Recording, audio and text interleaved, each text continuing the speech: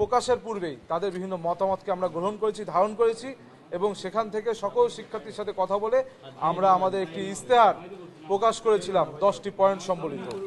আজকে আমি যদি জিএস পদে নির্বাচিত হই, শিক্ষার্থীরা যদি আমাদেরকে নির্বাচিত করে তাদের ম্যান্ডেট দিয়ে, সেক্ষেত্রে প্রথম 100 দিনের নির্বাচিত হবার প্রথম 100 দিনের কর্মপরিকল্পনা আপনাদের সামনে তুলে ধরবো। আপনারা জানেন যে আমরা যদি ডাকসুর মেয়াদ মতো 1 বছর, অর্থাৎ নির্বাচিত হওয়ার পর থেকে কখন পরিকল্পনা করব আর কখন বাস্তবায়ন করব করতে করতে 6 মাস কেটে যাবে। তাই এখন থেকেই আমরা শিক্ষার্থীদের ব্যাপক রেসপন্স পাচ্ছি এবং সেই রেসপন্স থেকে আমরা আশাবাদী হয়েছি এবং সেখান থেকে আমরা আগামী 100 দিনের কর্মপরিকল্পনা তুলে ধরছি। এটা আমি সংক্ষিপ্তভাবে আপনাদেরকে পয়েন্ট আউট করব, পরবর্তীতে আপনাদেরকে আমি পিডিএফটি দিয়ে দিব, আপনারা পেয়ে যাবেন।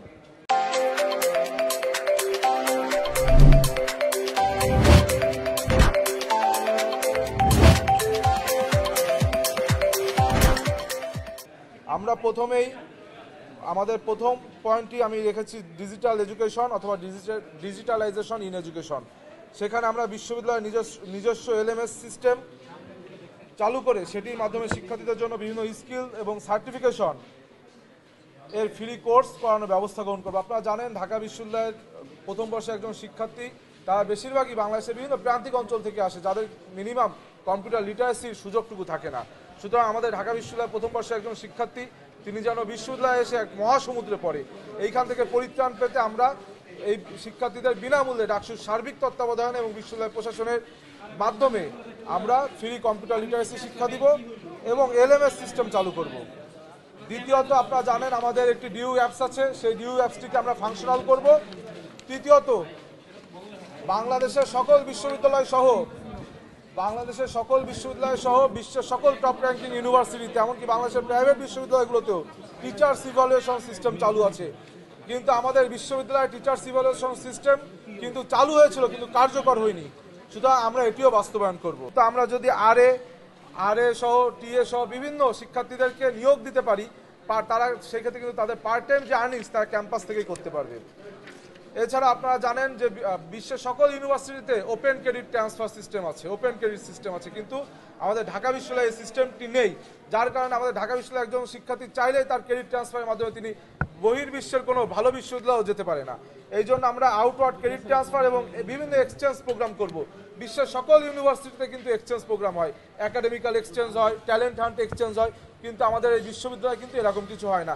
এটি যদি আমরা করতে পারি, সেই ক্ষেত্রে কিন্তু একটি ইন্টারন্যাশনাল হাবে রূপান্তরিত হবে আমাদের ঢাকা বিশ্ববিদ্যালয়।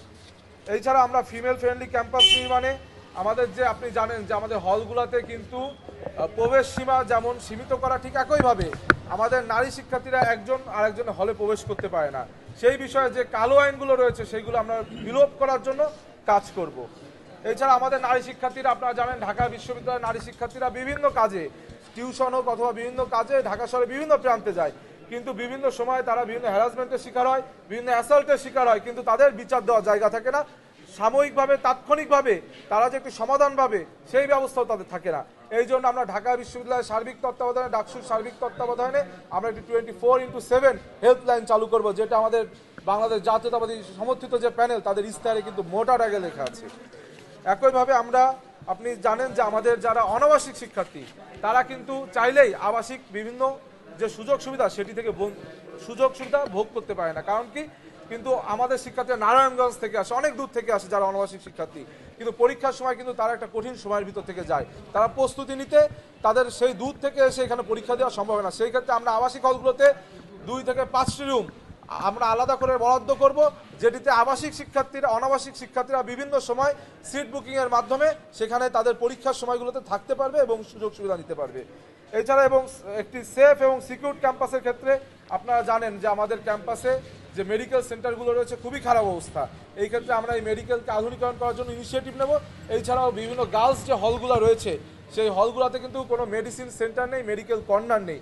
একজন নারী শিক্ষার্থী 11টার পরে অসুস্থ হয়ে যদি মরেও পড়ে, তাও কিন্তু এই বিশ্ববিদ্যালয় প্রশাসন তাকে হসপিটালে নিতে মিনিমাম 1 ঘন্টা থেকে 1.5 ঘন্টা সময় নেবে এবং বিভিন্ন লেন্দি প্রসেস মেইনটেইন করে তাকে যেতে হয়। এই জন্য আমরা চেষ্টা করব ছোট পরিসরে, যেন নারীদের হলগুলোতে, যেহেতু তাদের বের হওয়ার একটি লিমিটেশন আছে, সেই জন্য তাদের সেই হলগুলোতে যেন আমাদের একটু ছোট করে মেডিকেল সেন্টার করতে পারি, যেখানে নারী ডক্টর 24x7 থাকবেন। শিক্ষার্থীরা রয়েছে, একজন মুসলিম নারী যখন তার রুমে গরুর মাংস খায়, সেক্ষেত্রে কিন্তু তারা বিভিন্নভাবে তাদের কার্যক্রম ব্যাহত হচ্ছে। এই জন্য আমরা নারীদের যে হোস্টেল, সেই হলগুলোতে যেন সনাতন ধর্মাবলম্বীদের সেপারেট ফ্লোর করা যায়, এই বিষয়ে আমরা বাস্তবায়ন করবো। কেননা এটা অধিকাংশ পাঁচটি নারীদের হলেরই কিন্তু এটা একটি দাবি। এই দাবির প্রেক্ষিতে এটা আমরা বললাম। একই সাথে আমরা জোন ক্লাসিফিকেশন, আপনি জানেন বিশ্ববিদ্যালয় এরিয়াকে আমরা ছাত্রদল মনোনীত যে সমর্থিত যে প্যানেল, আমরা বলেছি, আপনারা দেখেছেন এই বিশ্ববিদ্যালয় কিছু থাকুক না থাকুক, বহিরাগত যানজটের কিন্তু ব্যাপক সমস্যা, এবং যার মাধ্যমে আপনি অমর একুশ হলের সামনে যাবেন, একজন শিক্ষার্থী ক্লাস শেষে অমর একুশ হলের সামনে যেতে, তার আবাসিক হলে যেতে তার মিনিমাম 1 ঘন্টা সময় লাগবে। আপনি লেদার ইনস্টিটিউটে যাবেন, সেই ক্ষেত্রেও কিন্তু তার 1 ঘন্টা সময় লাগবে। এরকম বহু প্রতিবন্ধকতা রয়েছে। এই জন্য আমরা জোনকে ক্লাসিফিকেশন করেছি। বিশ্ববিদ্যালয় এরিয়াকে আমরা গ্রিন, ইয়েলো এবং রেড জোনে ভাগ করে যানবাহন এবং বহিরাগত নিয়ন্ত্রণ করব। একই সাথে ওয়াশরুম মেইনটেনেন্স, আমাদের ঢাকা বিশ্ববিদ্যালয় প্রাচ্য অক্সফোর্ড বলি আমরা, কিন্তু এই বিশ্ববিদ্যালয়ে যে ওয়াশরুমগুলো অত্যন্ত আনহাইজিনিক, এমনকি আপনারা জানেন half of the students are women, কিন্তু তাদের half washroom women friendly washroom পর্যন্ত নেই। আমাদের কলাভবনের উদাহরণ যদি দিই, 20টি ওয়াশরুম আছে, একটি মাত্র ফিমেল ফ্রেন্ডলি ওয়াশরুম। সুতরাং এই যে ওয়াশরুমগুলো বৃদ্ধি করা, অর্থাৎ নারী বান্ধব ওয়াশরুম করা এবং ওয়াশরুমগুলো যেন হাইজেনিক থাকে, সে বিষয়ে কিন্তু আমরা বিভিন্ন কর্মসূচি বাস্তবায়ন করব।